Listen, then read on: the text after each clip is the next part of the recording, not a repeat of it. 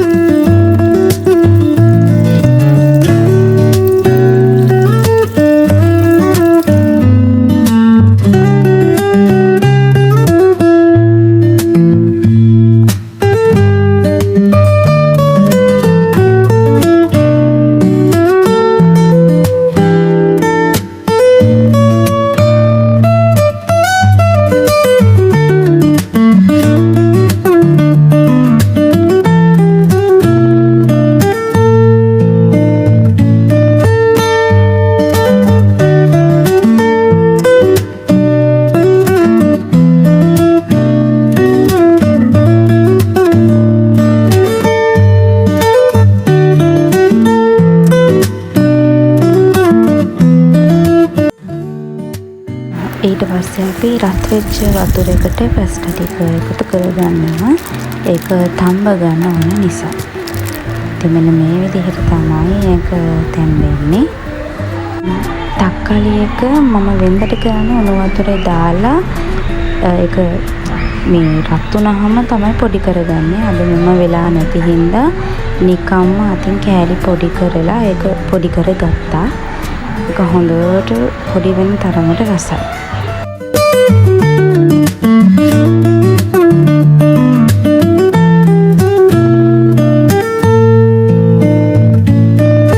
දැන් අපි වෙනම භාජනයක් ලිපේ තියලා ඒකට පොල් තෙල් දාගෙන ඊට පස්සේ ඒක රත් වුණාම කපාගත්ත ලුණු ටික දාගන්නවා.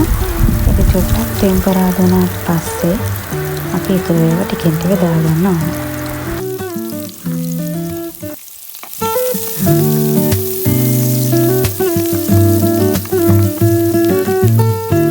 දැන් සුදු ලුණු ටිකත් එකතු කරගෙන ඒකත් ලුණුත් එක්ක පොඩි වෙලාවක් මික්ස් කරගන්නවා. ඊට පස්සේ අපි හදාගත්තු තක්කාලි පේස්ට් එකක් දාගන්නවා. ඊට පස්සේ බිත්තර මම බිත්තර එකයි ගත්තේ. ඒ වගේම බටර් දාගන්නවා. බටර් හැන්දක් වගේ දාගන්න ඕනේ. ඊට පස්සේ ලුණු ගම්බිරිස් ඊළඟට කහ චුට්ටක් කෑලි මිරිස් ඒ හැම එකක්ම තමන්ගේ රසායන හොඳට එකතු කරගන්න ඕනේ. දෙයක් කියන්නේ බටර් හොඳට එන තරමට මේක රසයි. දැන් මේ වෙලාවේදී අපි ලිපෙන් මේක බා ගන්න ඕනේ. මොකද මේක අර දියට තමයි තියෙන්න ඕනේ. අපි විතර කෑලි ගන්නෙ නැහැ. ඊට පස්සේ අපි පැස්ටා එකත් එකතු කරගෙන අර ක්‍රීම් එකක් විදියට වගේ එන්න තමයි අපි ඔක හදා ගන්න ඕනේ. ඊළඟට පැස්ටා එකක් දාගෙන හොඳට ඒ ටික ඔක්කොම එකට එකතු කරගෙන අපිට දැන් තියෙන්නේ මේකේ රස බලන්න තමයි. ඇත්තටම හරිම රසයි. අඩු අමුද්‍රව්‍ය ප්‍රමාණයකින් මාරම රසට කන්න පුළුවන්. ඉක්මනටම හදා ගන්න පුළුවන් රෙසිපි එකක්. ඉතින් ඔයාලත් හදලා බලන්න. Thank you. Bye.